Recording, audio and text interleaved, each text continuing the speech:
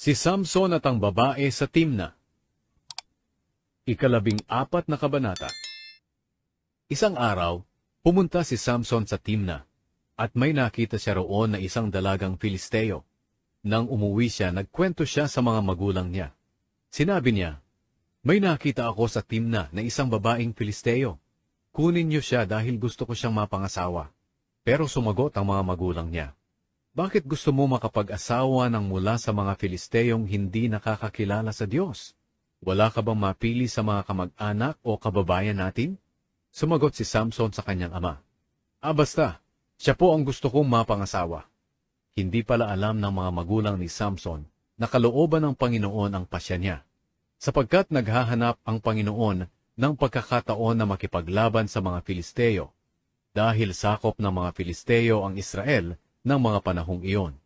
Pumunta si Samson sa Timna kasama ang mga magulang niya.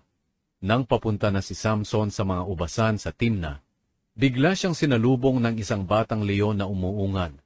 Pinalakas siya ng Espiritu ng Panginoon, at niluray niya ang leon sa pamamagitan ng mga kamay niya na tulad lang ng pagluray sa batang kambing.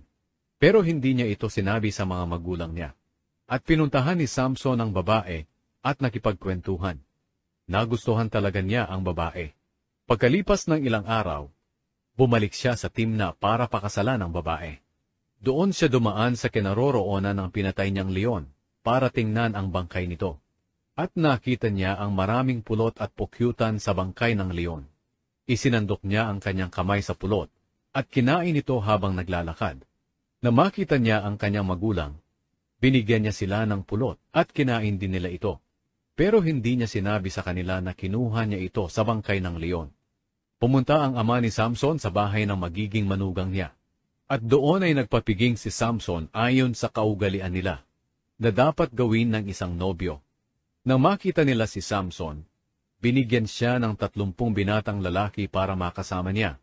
Sinabi ni Samson sa kanila, "May bugtong ako sa inyo. Kung mahuhulaan niyo ito bago matapos ang 7 araw na piging, bibigyan ko kayo ng 30 telang linen at 30 mamahaling damit. Pero kapag hindi niyo ito nahulaan, kayo ang magbibigay sa akin ng mga ito." Sumagot sila, "Sige, sabihin mo sa amin ang bugtong mo." Sinabi ni Samson, "Mula sa nangangain, lumabas ang pagkain, at mula sa malakas, matamis ay lumabas." Lumipas ang 3 araw, pero hindi nila ito mahulaan. Nang ika-4 na araw, kinausap nila ang asawa ni Samson.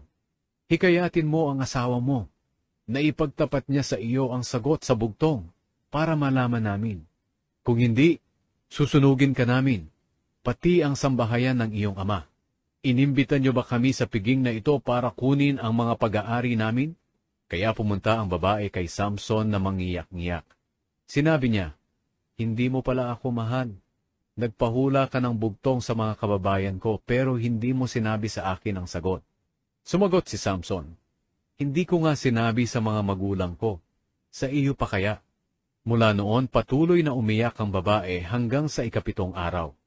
Kaya sinabi na lang ni Samson sa kanya ang sagot, dahil tuloy pa rin ang pangungulit niya. At ang sinabi ni Samson sa kanya ay sinabi rin niya sa kanyang kababayan. Kaya bago matapos ang 7 araw, sinagot nila ang bugtong. Sinabi nila kay Samson, "Wala nang mas tatamis pa sa pulot, at wala nang mas lalakas pa sa leon." Sumagot si Samson, "Kung hindi nyo pinilit ang asawa ko, hindi nyo sana nalaman ang sagot." Pinalakas ng Espiritu ng Panginoon si Samson. Pumunta siya sa Ashkelon, at doon pinatay niya ang 30 tao, at kinuha ang mga ari-arian at mga damit ng mga ito. Pagkatapos, ibinigay niya ang mga damit sa mga tao na nakasagot ng bugtong niya. Kaya umuwi siya sa magulang niya na galit dahil sa nangyari. Ang asawa ni Samson ay ibinigay sa pangunahing abay sa kanilang kasal.